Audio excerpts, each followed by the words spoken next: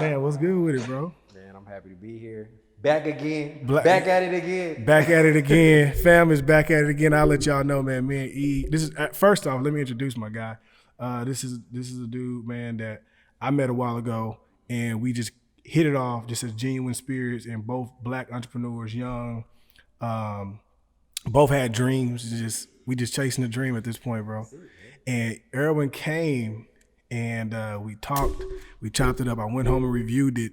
And when I went home and reviewed it, I was like, you know what? I need to talk to this dude more and dive in more. Erwin had a haircut to get. Yeah. And so I was looking at the clock, I was looking at the time, and I just didn't feel like the viewers would have got We didn't do the people justice. I didn't feel, and so I asked E to come back, and like an MVP my man is, he was like, bro, I'm back. Don't even worry about it. So we back, bro. So holla at me, bro. Who are you? I even know I said your name. Who are you? What you do? What you got going on? Gotcha. Yeah, all that. Erwin Nicholas II. I'm 32 years old. I'm a real estate Hey, bro, this ain't The Bachelor, bro. I'm 32 years. This ain't the Bachelor, fam. Bro, I'm feeling good. It's a beautiful day. I'm glad to be back. Erwin Nicholas. 32 years old. Real estate broker, builder, entrepreneur, man of God, and Facts. I'm just Big facts. blessed, and I can't complain right now in spite of a pandemic, man. We keeping it going. How is the business going, man? During the pandemic? Like, did that really affect you? Man, I actually got busier. Okay. I got busier, and a lot of people would imagine something that this big that is affecting the world, right, really would put a halt on all industries. For sure. But to a testament to the evolution of like buyers and people getting into real estate, man, people are using this as an opportunity. Interest rates are super low. Okay, and why is that? Why is the interest rates on real estate low right now? Just because, like, anytime you have a crisis, 8 to 12 years, we have a recession, something happens to where the market resets. Okay. Anytime the market resets, you have a correction in where it affects the interest rates, and the way the money works, the way the economy is. Okay. So, in this case, 2020, the pandemic has allowed the interest rates to drop tremendously. However, and people are just really taking advantage of that right now. Just getting in. Yeah, because there's so many refinances. What is a good interest rate? Is that a good? Anything right now from 3% down. Okay, 3%. Okay, so for those, once again, we said we was gonna talk as if people don't know. So 3% down on a $300,000 house, which is $3,000. Yeah. Am I correct? Right. Okay, so $3,000 on a $300,000 house to buy, not rent. Yeah. And you in. Right. That's crazy. So the earnest money and the loans, no, you don't need all that. Because my brother just recently bought him a house, and he said he spent about $15,000 in total as far as earnest money, down payment, et cetera, et cetera. So, but right now you just need. Well, no. You still need, earnest money, option fee. You have, closing costs, these different things. And when it comes to acquiring a home, but the interest rate is so special right now because a lot of people that have existing homes are refinancing at a lower interest rate, or first-time home buyers are taking advantage of the fact that, now I can get in, as opposed to last year alone, interest rates were 5-6%, depending on what you got. I mean, but just depends on your credit and your situation. Okay. But they were high. They were higher. High, okay, but 3% is where the running rate is right now, and that's I believe what. So. But that's just within 3 or 4. What is the normal interest rate? What are people? Last year, I was seeing rates of like 4+, depending. Jeez. Yeah, on average. But so that 1% makes a big difference. Oh yeah. Granted, it's between the difference between 3,000 to 4,000. Yeah. Absolutely. But that 1%. Any monthly note wise. So monthly note wise, it's not necessarily down payment.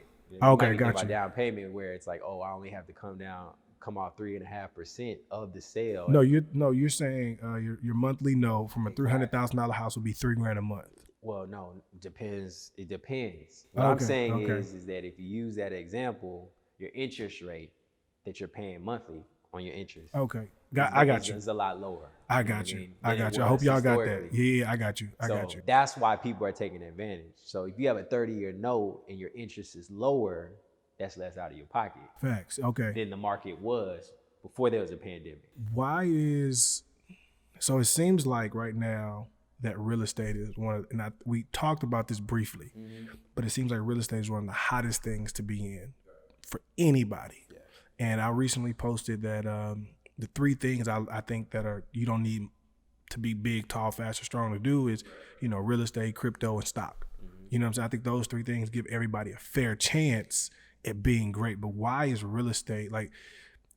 It just seems like everyone is in the real estate. I mean, let me say this: it seems like every successful person is in real estate or has real estate to some degree. Like I have a house here, I have a house there, and I think we, for people who don't know, Jay-Z has a $90 million mansion in Beverly Hills. Right. He also has something in the Hamptons. He has something in LA, in Louisiana. He has something down here in Houston.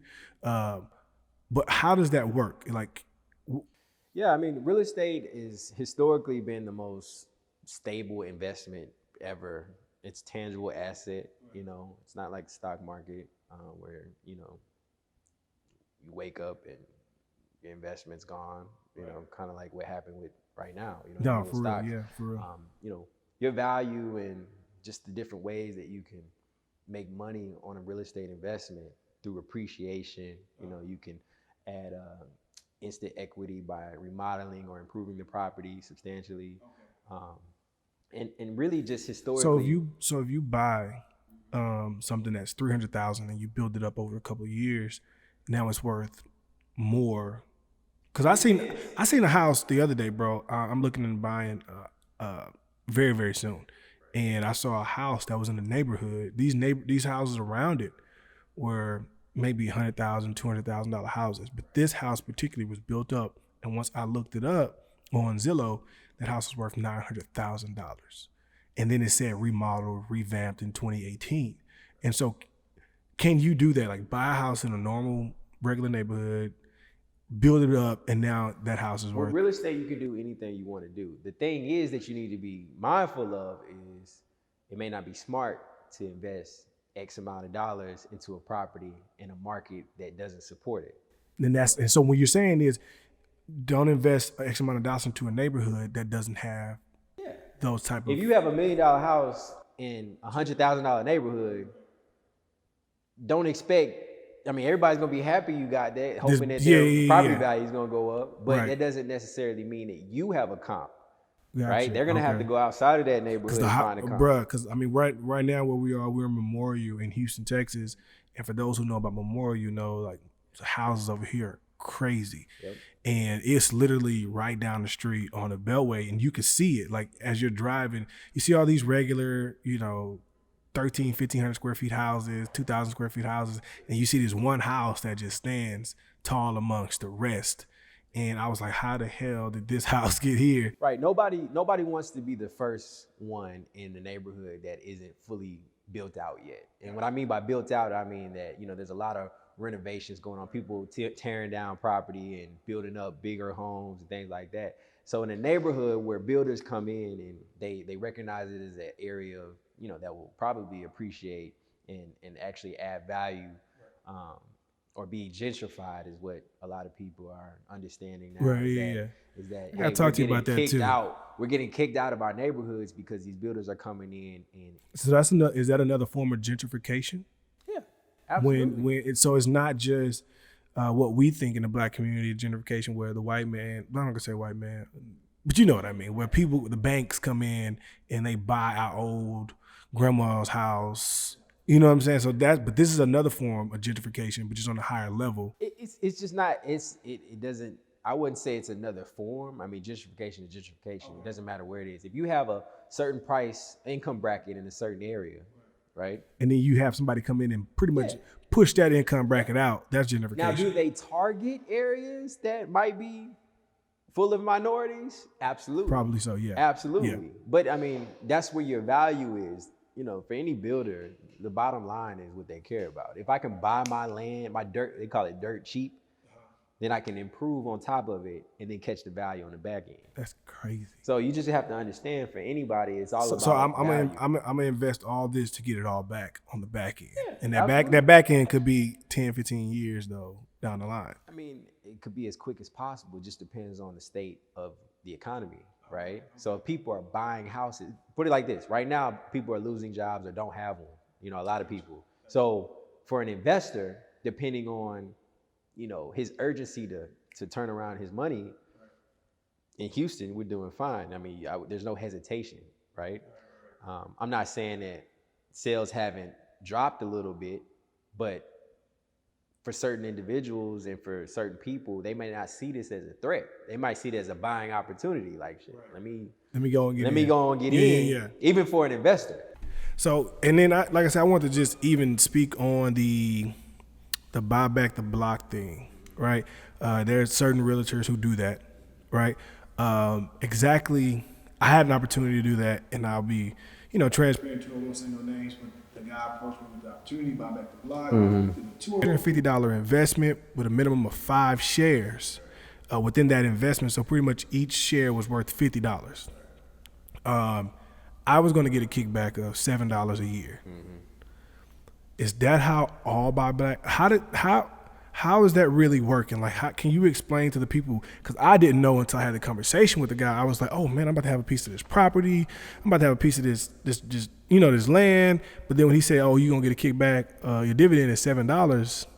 Like, is that how it all works, or is that just that particular deal? Typically, the formula is the same. It's just for every buy back the block opportunity. Not every buy back the block opportunity. I think it just depends on the general partners, right, and the deal that they structure for their investors. You know what I mean? You guys were probably part of the limited partnership, and their general partnership put the deal together, right? And they said, hey, you know, based on this amount of investment, this is what your return is going to be. Typically, the formula is the same. It just depends on how they structure the deal. The realtor gets the most. Well, when I say it's not necessarily the realtor, it's the general partnership. So the general part, okay. In a structure like what I think you're talking about, you have a group. Okay. You know, whoever it might be the developer, the management company, whoever the parties are that set up the whole deal, right? And then you have the limited partner group, which is everybody that's invested, the pool of people. So typically the structure is the same. It just depends on, what the terms are. Okay, yeah. Do you, as a realtor, do you think that's a good idea? Yeah, I think. For me being the minimum shareholder is not a good idea, but as the realtor, it's a great idea, right? Because you're getting 20,000 people at $250 a piece to be a part of this particular land, or, you know what I mean? Like this. It depends on what your investment goals are. As any investor, you would look at a deal just like you did, and you would say, "Does this make sense for me?" For me, it's okay. So it's okay. Right. Okay. Yeah. It's based off your risk and everything that you. If you say, "Hey, I can invest $250." And be okay in understanding the process. Let me educate myself. I'm not really risking a lot depending on where you are financially. Let me try it. Let me understand it. Let me see how the process works, and then gain some education from the experience. Must you do it? Should you do it? It's not really about that, I don't think. I think you looked at the opportunity yourself and you said, okay, well, maybe this doesn't really work for me. You know what I mean? And that's fine. Nobody should be upset about that. Exactly. I'm about to say nobody should be mad because the opportunity, and that just, I think, is a life lesson. Like, because the opportunity doesn't work for you, right? Nobody, the opportunist shouldn't be mad, or the opportunity shouldn't. If it doesn't work for you, just be okay with knowing, like, this isn't for me. Like, don't force the opportunity. No, don't force it. You know what I'm saying? Like, you might want to be part of the general partnership on your own group. Exactly. Don't force the opportunity. So how'd you get into being in the real estate game, being a realtor? I know a little bit about it, but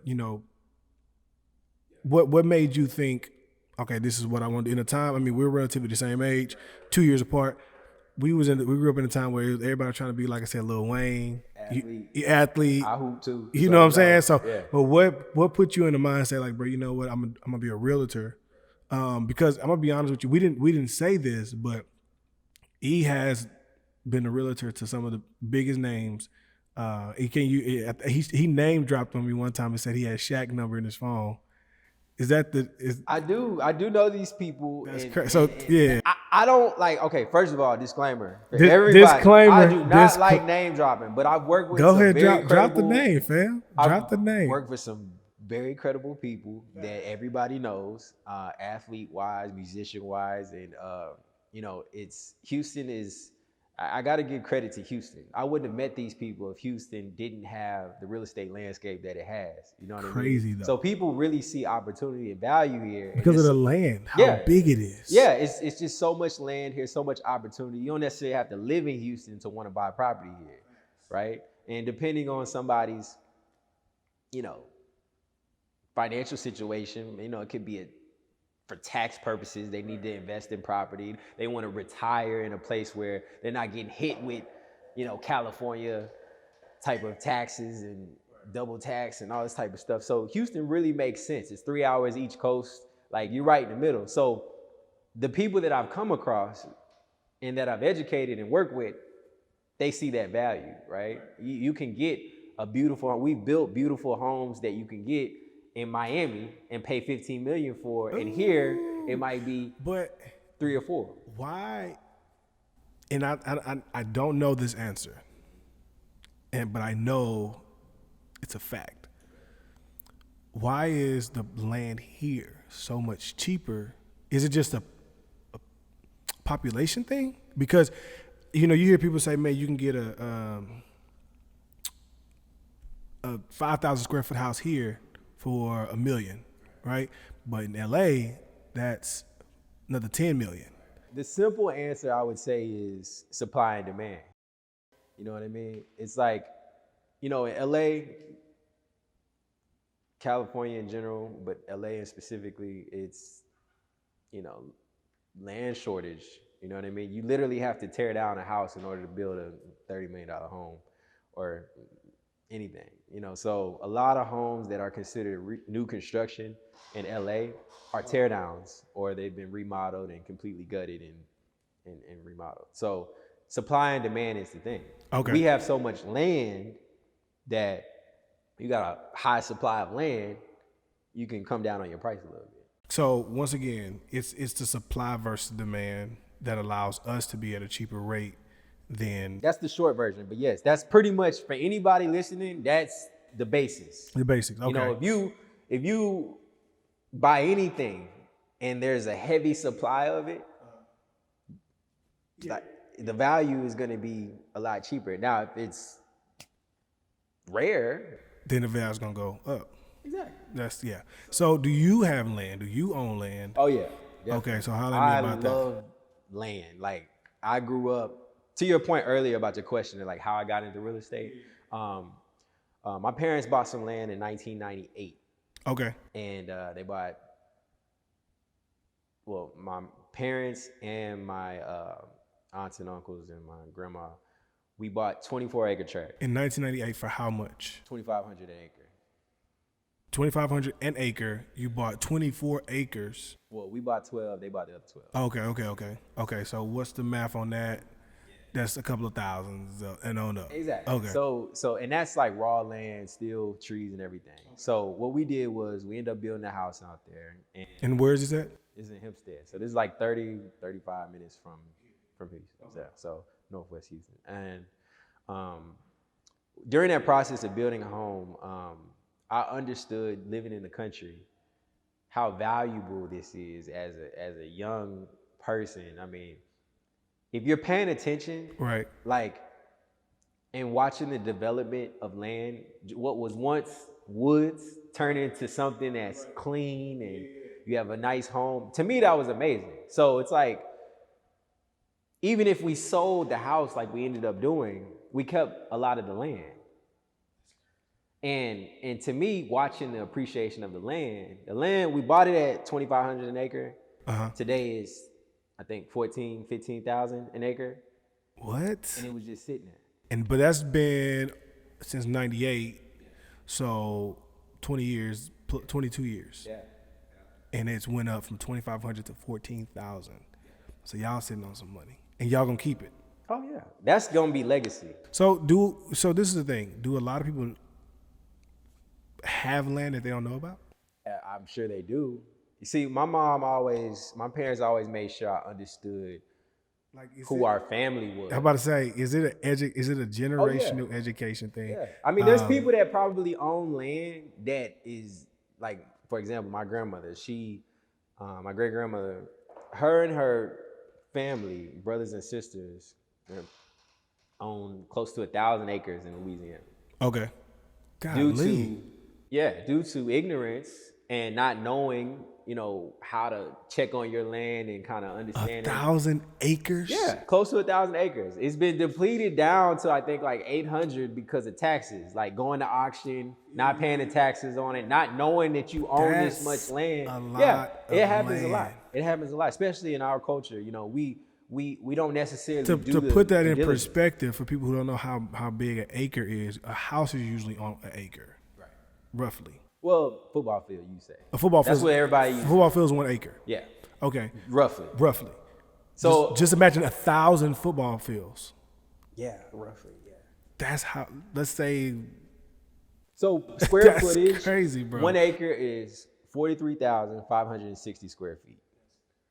So And that's it's been depleting, like we said, though, because of not paying taxes. not paying taxes, didn't know. So I'll tell you a story that we briefly talked about was family of mine owned house in Madisonville. And as one of my aunts was in there showering, oil comes out, That's crazy. right? But I believe, and I don't want to get the story wrong, but I believe for the longest they were paying on the land or didn't know the land was theirs, and they end up finding out the land was theirs, and so now they're going to go back and forth to court to fight for full ownership of the land and the house. Like now the house looks like a mansion, but years ago it was a little shack, maybe 2-bedroom, 10 square feet joint. You know what I'm saying? Just somewhere you can lay your head at night. But my aunt, she's probably in late 70s, and so they have 14 siblings. So the ages go from 80 to down to 50. But in a situation like that, you're living in this house for so long, the family had this house for so long, and you don't even know it's all yours. But then you think about it too, though. We as black people really weren't big on reading for a very long time. Still don't read. And we still don't read. we literally have they say put something in the book, hide something from a brother, put it in a book. You know what I'm saying? We still don't read. But I think we own more than what we even think we own. Yeah, a lot of people. Could that would be surprised. fair to say? Yeah, and think about this. A lot of people that say, "Hey, I want to go and buy some land. How do I buy some land?" Really, you could start by looking at your family and just doing some research and seeing what you guys actually might own, and check the lineage. You know what I mean? Like, you might have a family member that actually don't care about owning a piece of land. Buy it from them. Who don't want that responsibility. Who don't want that responsibility? Buy it from them. Right. Like, that's crazy. Like, I think as African Americans, we've tried so hard to get ahead. And it's like sometimes we're presented with the opportunity to get ahead. We now don't have the mental endurance to get ahead. You know what I'm saying? Like, it's like you have this, it's yours, just do the necessities to keep it.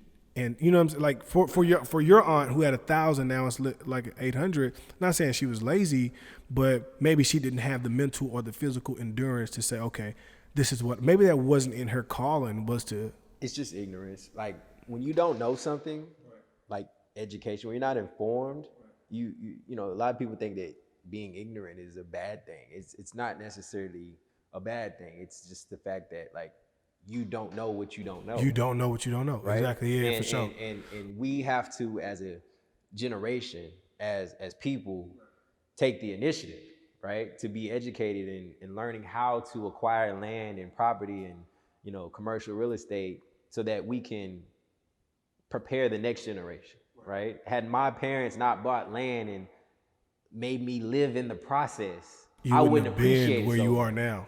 You know what I mean? So it all starts from somewhere, and we just have to make sure we maximize that opportunity. And you know, like you said, real estate is a hot thing. Everybody It's wants to real get hot, bro. involved. It's really But hot. I just truly believe that like we have everything we need right now. We just need to figure out Tap what it in. is. We need to tap in. Tap in. We need to tap in. We need to figure out like, okay, start getting on the phone, start talking to family Like who? members Like that, where do we come from? What do we own? Yeah, like, what do we have a does position? anybody know this? Does anybody have the paperwork? Right. There's a website that I think, I forgot the name of it, but it's simple to my point, where I think you can type your last name in and see how much money you actually have with the city or something like that. Like it's literally a website that you can do. And you might have, some people have like thousands of dollars just sitting there that's owed to them that they don't know about because they didn't even know this website All right. existed. So, question: do you think that us as black men, well, the black culture, do you think we need reparations? Oh, that's a good question. Think about this: the Native Americans get it. I had a teammate when I played college ball. He told me, I don't know if this is true because I never looked into it, but he said it depends on how much Native American you are to determine how much you get. And so he was, and you could tell this guy was Native American. Like his last name was Saxton. You know what I'm saying? And he was like 90%. And so his check was different. And we had another guy whose last name was Tevis, and he comes from some tribe, but he was less. And so his checks per year were smaller. I don't know how true that is. I never looked into it. I just took it for what it was. But do you believe the black people need some type of reparation, some type of land, or do you think it's just too many of us to where it's gotten out of hand? Like what do you like? What is the solution to something? Like, do we need something? Because we was promised something. They burned down our cities. You know, like this, like. I'm not huge into politics because this is where that goes with it, right? But, you know, I do think that if everybody else, and the simple thing I would say is that if everybody else got it, we definitely should. I just can't really speak on anything past that. If it's very simple for me. I'm a simple guy. Like if everybody else got it, then we should. I don't see why we didn't. Yeah. And I feel like, I guess I'll say this too. It's like the notion, from what I understand, you know, a lot with opportunities when it comes to blacks is, you know, other races or you know, white culture being afraid of us getting ahead. And that's what I understand. I don't know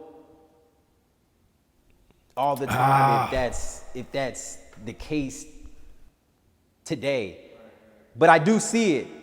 I've experienced it. I've been in situations and business deals where it's not okay for me to win. Yeah, you know what I mean? You can't win. I can't win. Do I understand the psychological aspect of why you don't want me to win? No, I would never. And I experienced that. Yeah. Yeah, but I can't let you win. Yeah, no. Have you experienced that from your own kind? Absolutely. Crabs in the bucket? Absolutely. I probably get hate on a daily basis to a certain extent. From your people? It's not people that I know, or it's probably people I know. This is the one thing I think, and I've come to realization of being an entrepreneur, and I would say a successful entrepreneur, is that when you've reached a certain level of success, your eyes just open to a different picture. And you be like, man, like this person just genuinely don't want me to win. I've never done anything to them, but maybe because it's just me. Like I think this is too complex. I think it's too complex. It's too complexes, right? The brother always wants to be the head in charge. They used to call him the Mandingo back in the Gap. Yeah. He wants to be the top dog, right? And it can't nobody do better than him. The white man or the other man don't want a nigga be in front of. So it's just like we getting it from both ends. It's like the white man don't want a nigga to be ahead, and the brother don't want a brother to be ahead. It's just like Yeah, no, it's a real it's thing. a really touchy It's a real topic. thing. But I had this Because conversation. I don't want to cut you off, but I'm gonna be honest with you. That's why fashion sales are always so high. Because I want to show the next dude, the next brother, the next nigga, I got the new Jordans and you don't. Which means I either got more money or I'm better than you. Which is now it leads up to cars, then it leads up to houses. Like it's just. We're in a society and a culture crazy. where even if you don't want to be that person, you end up seeing little sparks of you doing that if you don't have an evaluation of yourself. Like, I don't know how many times I've looked at something that I've done and been like, why did I do that? Or what am I trying to justify here, right? You know, and I do a lot of everyday self-evaluation. And, you know, I'm just obviously trying to always better myself. And I don't necessarily blame other people. I start looking within, right? And when I look at the things that I put out and the things that I do or whatever I'm trying to accomplish, if it bothers somebody else that I'm somewhat successful, that's not my concern. I don't live with, trying to figure out why this person doesn't like me or doesn't like what I'm doing. That'll kill you. I don't have time for it. Like mentally, like your mental health is very important. Yeah. I can't focus on that and be trying to figure out like why you don't like me. And these be the same people that when they see you, they all in your face. But that's another topic. You know what I mean? That's another topic. We got time today. We got time. But it's cool though. Like I just don't put time into it. Like I feel like what you put energy in will grow, and I'm just not. You're not putting no energy. I just don't. I've always been a loner, individual type person. Like I could care less what you have, or who likes you, or the clout or whatever it is that you thrive off of. Right. That's not my source. If God blesses me, I feel like that's my blessing that. You should get your blessing. You should worry about your blessing. You know what I mean? Like, don't be worried about my blessing. Exactly. He not. My blessing don't mean no blessing for you. Yeah. Like that's what people don't understand. It's like even when it comes to the table of sitting down, being in front of the brother or being in front of the white man or the other man, however you want to put it, that don't mean that you're not getting anything either. I tell people that all the time. Like there's enough for everybody. As long as people are living, breathing, and walking, opportunities will continually be made. No need to front on me, to stun on me, or to look down on me. You know what I'm saying? Like, bro, and I think people who don't experience, that's why your network is so important. The people you really talk to are very important. Because if you don't talk to people who, like me and you, we'll let all that affect us. Like, man, when I was coming up as an entrepreneur, I would wonder why certain people would be in certain crowds and they wouldn't let too many people in these crowds. Mm-hmm. And now I see it. It's a seat at the table that you got to have your mind right to sit at this table. And if you're at this table, I'm gonna make sure your mind's right too.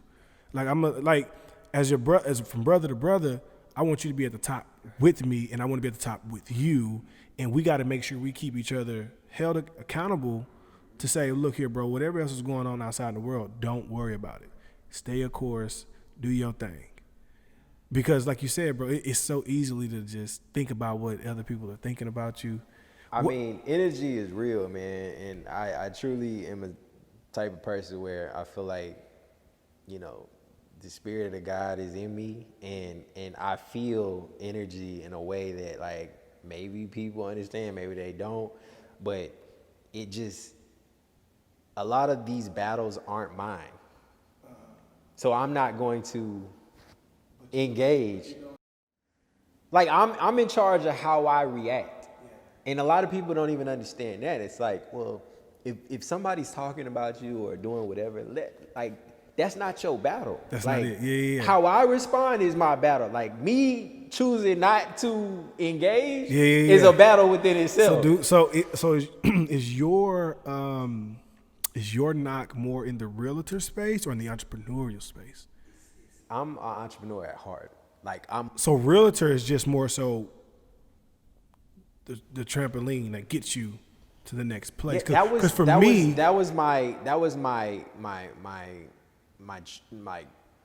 that's what I said I was like gonna jump out on and first. then it did, like for me, the camera just, I tell people taking a picture, recording a video literally opened up more opportunities to where Exactly. I don't have to take pictures. See, of people don't video. know I had even did sports management. Real estate got me there, right? One of my best friends, Patrick Patterson, he plays for the Clippers. Okay. I had an opportunity to manage him because of real estate. Right. Because we grew such a bond and because I could add value in many different ways. But like it just opened up so many doors. You know what I mean? And it was the opportunities that the chances and the opportunities that I took as an entrepreneur, as a hustler, that allowed me to succeed in real estate and to capitalize on other opportunities in the moment. So what at this point, what keeps you motivated? Like what drives you? What's the goal? Is there a goal? What's the next step? Like what keeps you? Man, honestly, I can't take credit for this. Like, I feel like God has given me visions of like a to-do list. And I feel like I've seen these visions of what I want to do as a kid before they happen. Years, like I manifested a lot of what I already knew I would be, like what I'm doing today before. So like whatever Bro, God has. isn't that strange though? Like how you do something, like God gives you this seed 10 years ago. Yeah. And you just thinking it's just a little seed because he gives you multiple seeds. And you just plant this one and then 10 years later you're just like literally, bro, before Instagram, before Facebook, before MySpace, like I was in graphic designing classes in 7th grade. Yeah.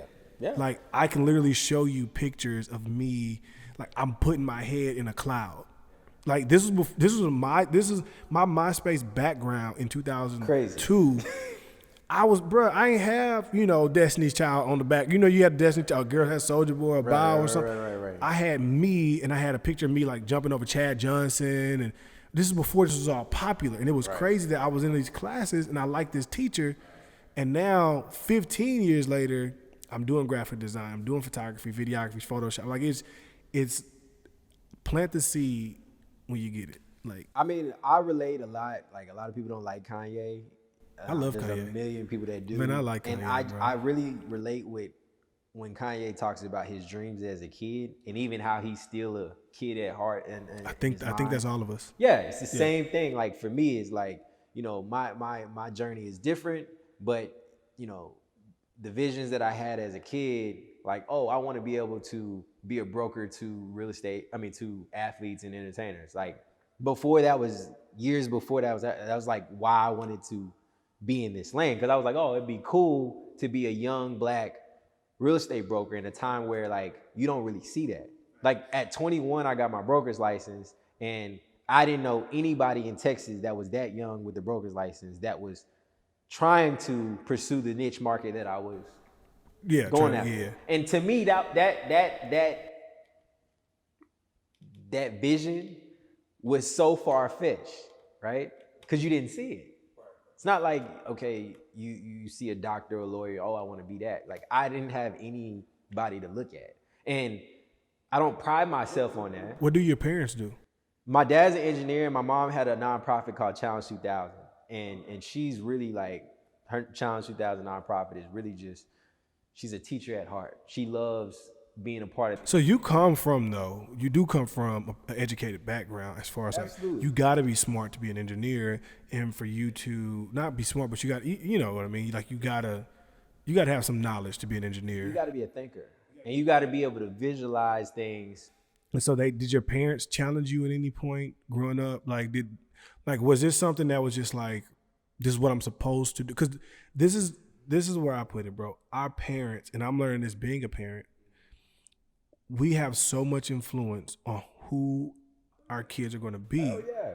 And that's cliche to say, but like literally, like shout out to my dad. My dad's probably my best friend, but he literally talked to me about, going to work 18 hours in 2 days. I'm like, bruh, like, is that it? Like that's what we supposed to do when we get older? It's like work until we can't work no more and then come home? Or is it we supposed to figure out a way to make more money with less work.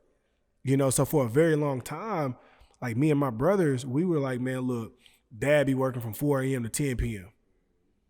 So all you knew was That's all we knew. And so now I put that same effort and that drive, but into my own stuff. You know what I'm saying? But like for me, I show my daughter freedom. Like my daughter does, at 8 years old, she does not understand what I do. She don't get it. She literally don't. Like she'll look at YouTube and see my name on a video. And she'll be like, Dad, you shot that? I'm like, yeah, I did that. Or she'll see, you know, me editing something and see it on the TV. You know, Dad, you had that on your computer. Like, but she still don't get it. But what she do get is that my dad can do whatever he wants. And he can dress however he wants. That's where it starts. Like I can separate, you know, what I learned from my parents. My mom was, you know, having a nonprofit. She was an entrepreneur. Right. So she created, she used to do, it's funny, she used to teach and provide community programs at low-income apartment complexes. So she'd teach them to get their ESL, GED license. Okay, like so she was smart, skills. Bro. Yeah. My mom was. She's a community type person. Like she wants to advance people in whatever way possible. That because she comes from a low-income community, and my dad, I mean, he's from Trinidad, born and raised in Trinidad. Oh, so you Trinidadian. I'm Trinity. We can say Trinity. Trinity. Okay, yeah. How you say Trinidadian? Yeah, is that say that. Is that the? We never say that whole Trinidadian, but Trinidadian. Okay, but that's what it is. Yeah. Okay. So my dad is like, I posted this the other day. I meant a few words, but he allowed me to be, I think indirectly, just a thinker. Yeah. Like it wasn't put it like this. Like we be in a car, my dad would probably say like 10 things to me. And I thought that was normal. Like we'll be driving and he's listening to the radio and I'm just looking, observing. I don't know that like until my friends like roll with us, they're like, y'all don't talk? Like what? Yeah, that wasn't normal for you. It wasn't.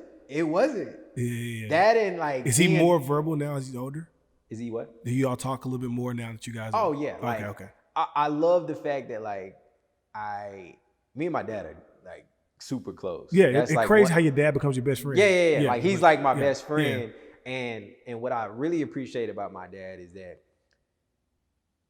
and I'm gonna do the same thing, is that he required me to think. Yeah. Like by not telling me everything, he allowed me to make decisions and think for myself, which I use today in mostly everything that I do. It's like, you know, when you can tell somebody something and it's up to them to figure out where they take it from there. My dad was that type of person, but that's how I was raised. It's like, he'll say this. He's kind of like, he'll say this and walk out the room. You like, okay, like what does he mean by that? Instead of being what some might call lazy and be like, well, you didn't tell me anything else. I was naturally a thinker. And maybe that came from him. It was like, okay, let me figure out what he was trying to say. His message. Yeah. He's that guy. And that's just how I learned. Did he come over here from Trinidad with nothing? Like what? Well, okay, let me backtrack. Born in Trinidad, raised up until 14 in Trinidad. But after that, moved to St. Croix, Virgin Islands. Grew up there. When he graduated and moved to DC area, I believe, I think he just worked. So he just knew how to. His thing was pursue the American dream and work and make it. Yeah. And that was his thing. That's what he did. But he never talked about it. My dad never was like, yeah, this is my process. To get to where I'm at. Like but is that somebody that you would admire though? Just put their head down and they just work. Like me, I have tried so many times to impress my dad. I'd be like, Dad, I'm working on this huge house. He'd be like, okay, cool. Like that's what you're supposed to do. Dad, I made straight A's. Yes. Like I talked about. I said my daughter. She'll come down. I clean my room. I'm like, yeah. No, I'm gonna be the same way though. Like I love it. Like it's like you can't really. I've like to this day tried to impress my dad. I even took him to my job site. And I'm like, "What you think?" He's like, "Yeah, it's cool." I'm like, "Who?" Bro, like so. My dad is the opposite. Oh yeah. Okay. My dad, we talk, we chop it up, and I just feel like, and he gonna see this. I feel like sometimes he got too much to say. Like he's just so, but it's always in like caution. Like he's just like, you sure you want to get that car? You know what I'm saying? Like, man, you know, it's gonna be my dad always concerned about, like I told him, I said, I'm looking for a house in Memorial. And his first thing was, well, man, you know it's expensive over there. And I'm like, Pops, like I'm looking for a house in Memorial though. You know that tax gonna be pretty expensive, Pops. Like I'm telling you to have a conversation. I'm not telling you for feedback. Hey, Pops, I want to get this car. Man, they not good on feedback. The upkeep. So he just always, he wants me to be he wants me to make the right decision in his eyes. Even though I'm living my life, I see what I make, I see what I can do. He's like, man, look, be as safe as possible. Him and my mom, and it's just, it overlays into like, to where it's frustration, like, Pops, I'm good. Like That's a transition. Like quit telling me to not get this car. Like if I'm looking at this Range Rover or I'm looking at this 2020 Bentley, I'm looking at it because I can get it, right? But you like, nah, man, you just go and get your little Nissan, man. That's how they are. That's being a parent, I think. You know, if I see something going on that I feel like I need to tell my kid to be mindful of because they know us better than anybody, we know them better than anybody, like it's necessary. I'd rather say it and you deal with it than not say it at all. And that's what I think when they do say that, it's not to deter me, but I think we've lived a different life. Like, you know, it's tripping out when people say, man, you know, I come from nothing. I always tell people I come from enough. Mm-hmm. You know what I'm saying? Yeah. Like my dad literally till this day is in his mid 50s, got MS. So his body kind of breaks down sometimes, bro, bones. And he will literally, I'll go over there. He'd be like, man, I worked 17 hours in 2 days. And I'm just like, resilient. Like, bro, like you different. You're like, we ain't got to work like that no more, Pops. Let me show you something. But he just so American dream, like, and we're from here, you know what I'm saying? But he's like, bro, you go to work, get your money, come home. Mm-hmm. You know what I'm saying? Live below your means. Like, get a car, pay it off. Don't even think about getting another car again. You know what I'm saying? Like for me, I'm like, bro, I want an ATV, I want a dirt bike, I want a Range, I want this G-Wag, you know. Listen. That's just me. Like I want a car for each occasion. I want a family car, a weekend car, a work car, a project car, you know. I want an ATV. It's just the things that and the thing is, with me wanting that stuff, I became a visionary, bro. Like I start putting this stuff on my laptop, on my computer screens, like, you know, and replacing my family. I would see these things, and I told my dad, I was like, bro, I dream completely different now. Like, I saw you live with one car here, one car there, small little house in Southwest Houston. You know, I saw that, but that's not what I want. Right. But because you worked hard, now you've allowed me to get, you know what I'm saying? Like I tell people, man, I come from enough. And like, even though I had it pretty rough sometimes growing up, it could have still been worse, as we all know. Absolutely. You know, but yeah, he just so cautious, bro. And like I said, I told my daughter literally told me the other day, I kid you not, she's like, Dad, I want a BMW and I want a mansion. Like just randomly. And I was like, it's yours. Go get it. Not saying material things is everything, but to get those things, you have to be a certain person. I think one thing I learned is delayed gratification. You know, that's something I was able to learn very early on. Uh-huh. I'm not like, I can afford certain things, but I choose to do things in order. And the more I practice that, at times it feels like the further away the things that I want to get. But I it's like I thank myself. Yeah. Because I know that the window of me being young and having all this energy to be here, be there, work like I want to work, and be, you know, this person that I want to be, I'll thank myself later. You know what I mean? Because whatever car or whatever house or whatever jewelry, whatever it is that I felt like I wanted at that time.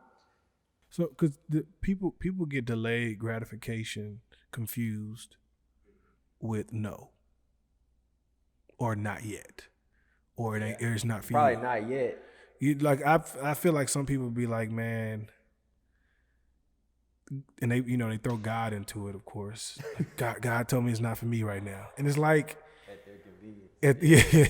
But it's just like I think people don't understand delayed gratification. I don't think people understand plans and goals. Like I had particular goals by the time I hit 30. I had particular goals by the time I hit 35, 40, 45, and so on.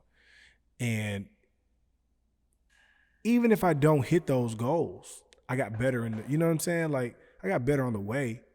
And that's why I would say that's delayed gratification too. It's like, man, I didn't do this, but I did that. Yeah, I You mean, know? it's the goals and plans and the infrastructure that you set up for your life. Like for me, it's like I'm gonna have a foundation before I sit here and go buy all this stuff. You know what I Exactly. mean? Yeah, Like yeah. so, psychologically, I've already prepared myself before I even get these things. Right? They'll come, but I've been around these things so long that they don't even impress me anymore. Like if my boy has a you like $300,000 your car, pops now. You like your yeah, pops. You yeah, like, oh, yeah. okay. If my boy has a $300,000 car, I'm happy for him. I pretty much know everything about it because of him, and I realized that I watch him go from being excited to like not even really caring about it like that, Yeah. and then I almost had the honeymoon same phase experience is without my name being on it. You know what I mean? Like I didn't drive it every day. I didn't do this and that. People didn't see me in it, but like I just look honeymoon at things phase. different. I'd be like, shit, well, and I don't like fake attention. That's another thing too. Bro, you gotta chill, bro. You gotta chill. Bro, I don't even care. You Like, gotta bro, chill. like when I tell you I'm like not the type of person that like we live in Houston and you know where I'm going with this. Yes, bro. Yes, you gotta we live in Houston and people need this, bro. Like they need this energy that is like vanity. Yeah. And I don't care about Just it. imagine how it is in LA. Oh, bro, It's overdose. It's overdose. Like, but Houston, yes, like you said, Houston. Bro, I had a conversation with a young lady last year, like early last year, and she was like, I don't have hundreds of thousands of followers on Instagram like that. I'm chill, I care less. But I was like, she gave me like an audit of my Instagram. And she was like, yeah, first thing I see, you don't have enough followers. You don't have 30,000 plus followers. I was like, so wait, this determines success or whatever it is for you to be interested? Even if from a business perspective, like, unfortunately, we live in a time now where your followers can sometimes determine your success in business to a certain extent. Well, he obviously, people know him. Right. So I might give him an opportunity. That's the part I don't like. And I made a post recently, you see my Instagram. I try to post these cool pictures and I'm like, man, I'm over that. Like not saying there was nothing against it, but I was trying to impress a certain crowd without even knowing it. And that's not me. That's not you, Q. I'm like, bro, bro. I like to take the cool pictures, right. But I'd rather just be fun. Like that's organic. Because then what started happening was brands started reaching out. And then I had to have protocol to follow. When I take these pictures, I had to look this way, I had to be this way. I had to wear this watch. Like it was just like, bro, you know what? It's a job. It's a job now. And I want to get back to just normal posting. Freelance. And now I'm back to normal posting, which is why clips, like, I feel way better. And I'm getting less likes. I don't care though. Bro. Like I care not. I'm getting less likes. I'm losing followers. But I don't care. To this point, I just don't understand like how somebody can introduce an app to the world and everybody looks at everything differently in terms of value, right? Like Instagram has likes and followers, and now that determines for some who people, you are. Yeah, your value, your level of importance. And for me, it's like none of my clients look at my Instagram and be like, "Oh, I'm gonna give him an opportunity." You know what I mean? So I could care less. I didn't come from that era, that world. We know about knocking on the door and introducing ourselves and guerrilla marketing. Really getting out there. That's really it. Yeah. And this is what I want to say too to people is like, man, you have to get to a point in your entrepreneurial career, and I'm sure you can agree, where it's literally you got the blinders on. You don't care how many likes it is. You don't care how many followers it is. You don't care how many shares or reposts. Like literally, you just got to be like, this is what I want, and I'm going to do this. And the one thing I've noticed, and I'm sure you can say this too, is that the people that want to work with you don't even care about that. Also, the people that want to work with you, you ain't even met yet. Yeah. I have so many clients that's been watching me for years, and I didn't even know they were. They was, bruh. And I told somebody this. I was like, man, it's a group on Facebook called Ballers on the Budget, right? And I think everybody and their mom was in it at one point in time, or still is. I was like, but just think about the concept of that name, and those are not the people I even want to work with. Yeah. Like, you have to get to a point where you're like, this is who I want to work with. These are the people I want to attract. I don't care if this is what I want to do.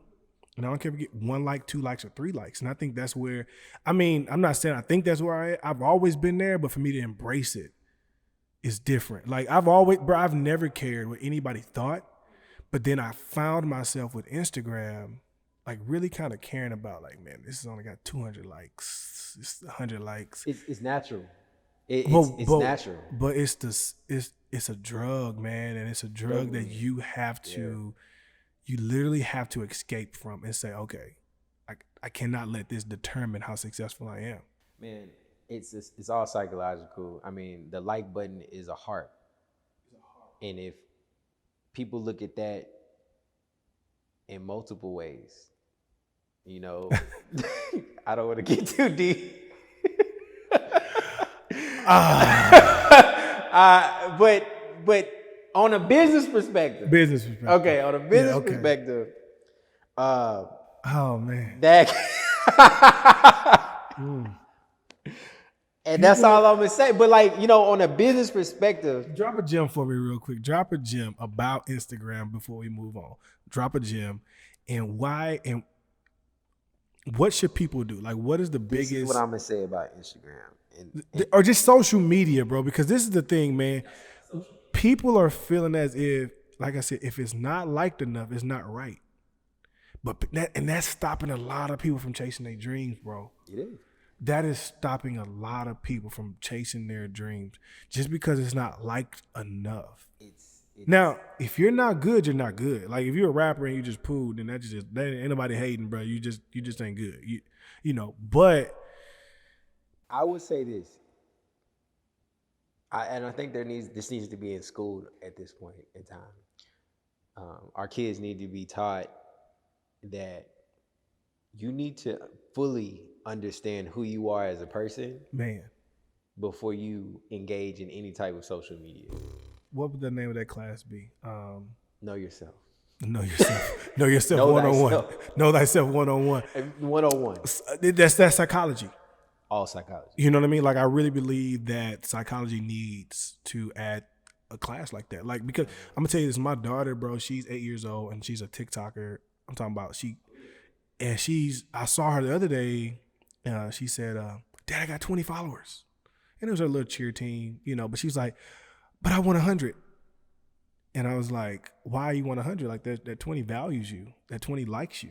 You know what I mean? Like those are your friends. You know them. That's all that matters. They made a decision.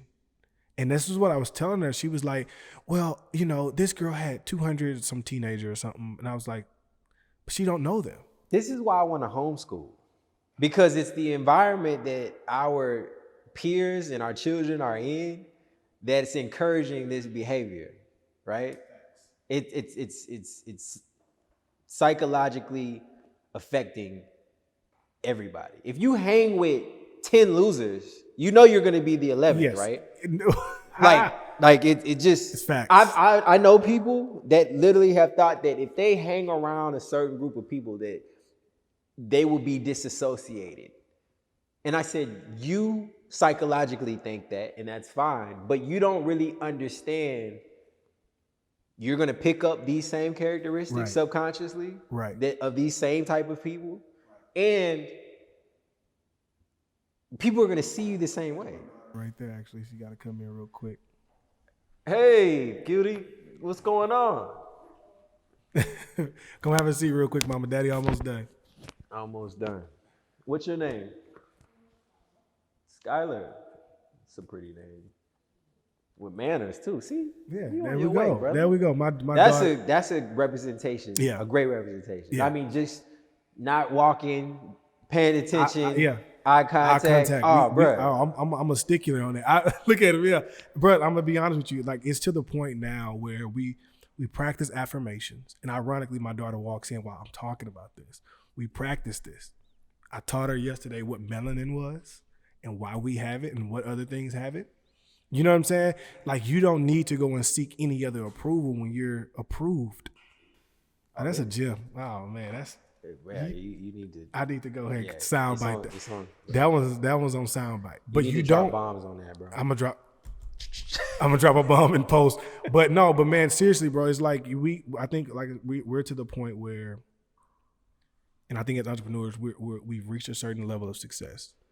And for those who are trying to be entrepreneurs and want to be entrepreneurs, you literally got, man, if I can tell the earlier entrepreneur you cue something, is block it out now, block it out fast. Know who you are. I would say know who you are and understand that the attitude that any successful person that you see today probably had that same attitude before they were successful. Like me, I knew where I wanted to be. Are you a leader, natural leader, or are you an alpha male?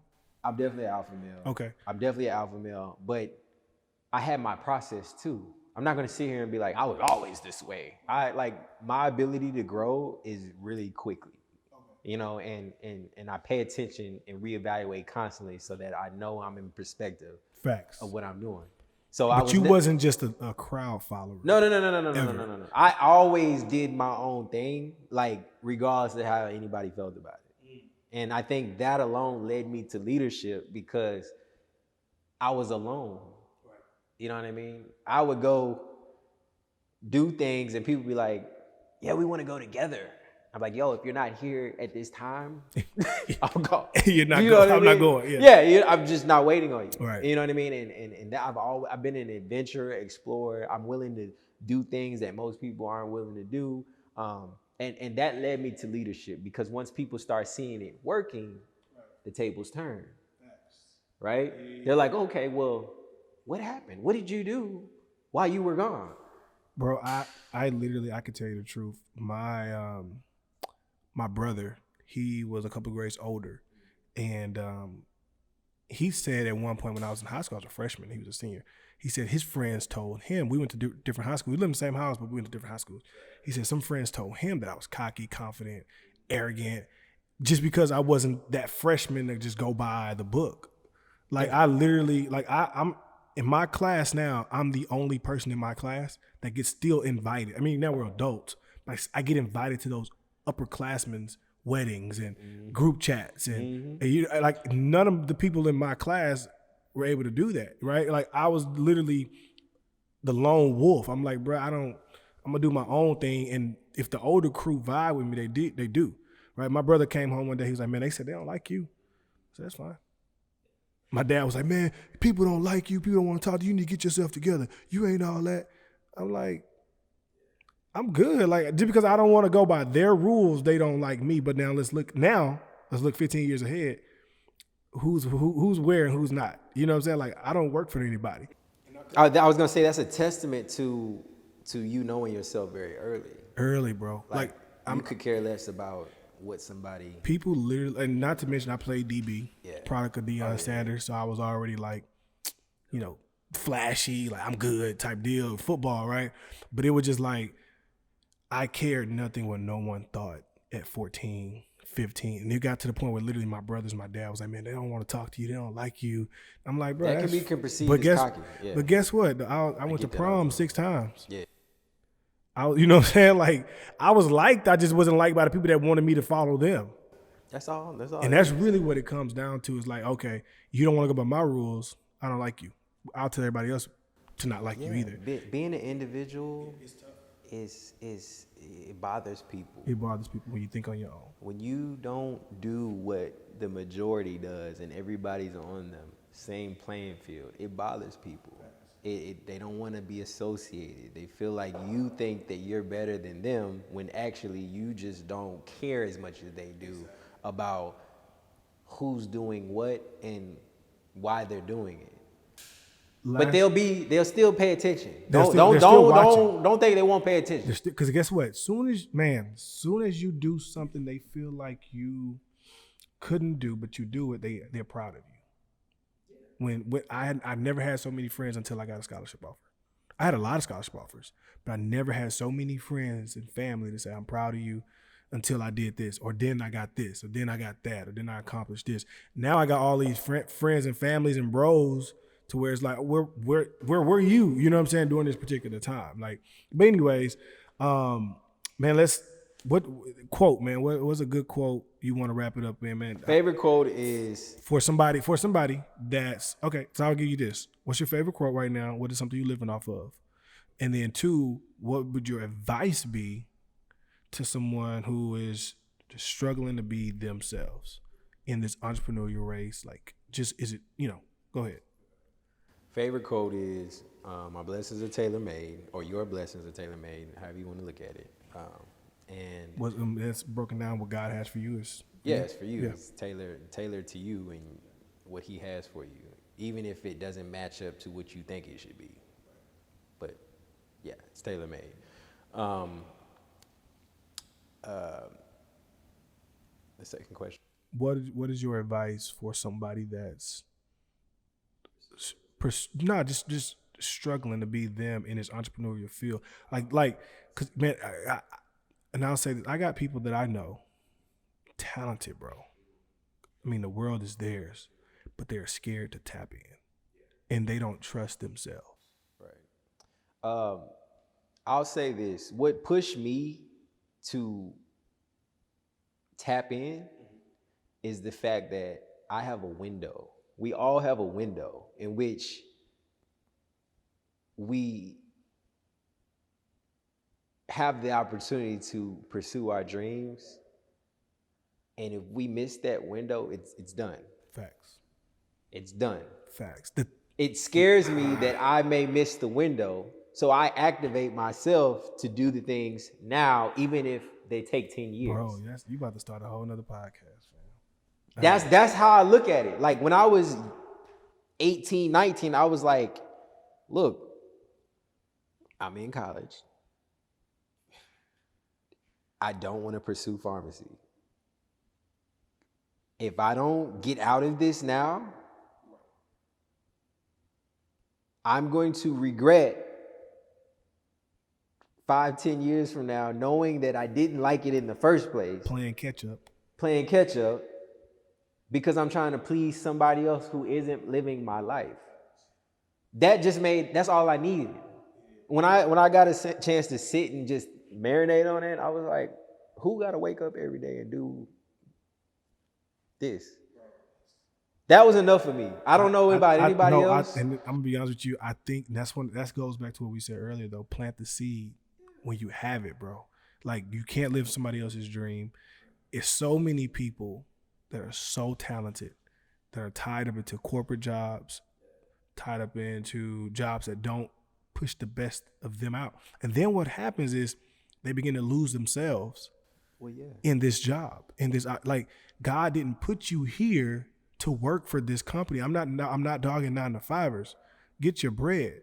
But all I'm saying, if you have a talent, man, you better jump, and you better jump now. I get and the reason I say that is because, bro, people tell you, oh, you got time. Bill Gates didn't do it till 38. But guess what they was doing at 28, 18? There you go. They was jumping. They was planting the seed. They was jumping out the window. And you can't think that at 38, Bill Gates just turned $1 million. Like, no, bro. He literally was planting this thing for years and years. And Steve Jobs, all of them, Tesla, everybody on up was literally, Elon was just planting these seeds. And that's why I tell people, man, it's like, they always ask, how do you do it? How are you taking care of this? How are you buying this? First, I say God, period. Second, I just jump nowadays. All I do is jump. Bro, my wings work. And that's what I tell people. Like, I'm literally jumping every time. I have opportunities that come up to me. Like we said earlier, we dissect them. We see if they work for us. If they do, I'm in. And that's the difference between successful people and people who are waiting on success. It's like, we just jump. And let's understand what success is. Success is not what you acquire. No. It's not the things in the lifestyle that you see that you want success for. It's the ability to jump. It's success is like the idea that you have that was presented to you in your thoughts, and you recognize it as an opportunity and you act on it. That's a success within alone. Had I never thought that you never had the vision that I would be a real estate broker working with celebrities and $1 million homes and all these things that I thought were so cool, which I still do. But I just if I never had the vision, right, I wouldn't have acted on it. So that's the success. And acting is you wouldn't have jumped. Yeah. Like, bro, it's a beautiful thing, man. For anybody that's listening, man, I just really want to encourage y'all. Like, you're listening to, or you're watching, depending on where you're viewing this at, two entrepreneurial men, young, like, who literally just made a decision to just jump. And we not just acting because we're on the podcast or we're talking, but like, this is real life. Like, you can call me and E at any time, and we would literally tell you the same thing. Like, we literally just jumped, and now we can do whatever we want, go wherever we want. But we also, don't let it get confused, we also have a lot of discipline within our jumps too. Like that, I gotta say this. Go ahead. Because a lot of people, I get a lot of messages and DMs about people that want to know how to get into real estate and want me as a mentor and things like that nature. I learned from the hard knocks, and what I mean by that is nobody was there. I didn't have a mentor. Nobody was there to show me X, Y, and Z on how to do it. So with YouTube and all the free available resources that you have, somebody like myself and you, or anybody that's successful, would appreciate you doing your due diligence first and coming to the table with something saying, hey, like, I'm not gonna call you and be like, hey, show me how to work this camera. I'm gonna say, hey, look, this is the camera I'm looking at. This is the facts. This is what I know about it, and I'm bringing value. So you looking at me like, okay, he ain't just buy the camera and then ask me to. No, he coming to the table with it. Show me this real quick. Yeah. Like, no, you on this credit? Like, no, and people act like I just don't have nothing to do. Yeah. Like, oh, I'm just there's free. A lot of discipline. Hey, can you meet with me and this and that? No, it's do me a favor and do yourself a favor. Do your part. Do your part. Be valuable. Go on YouTube. Like, I literally, I don't have, people don't know this, I don't have cable TV. I have stream. I just watch YouTube all day. I barely watch, Yeah, I look at YouTube and learn. I learn all day. That's all I do. I learn. That's like, my thing. That's my thing. I'm going to be real with you. Oh, man, we keep going. But I'm going to be honest with you. I bought a PlayStation for Black Friday in November.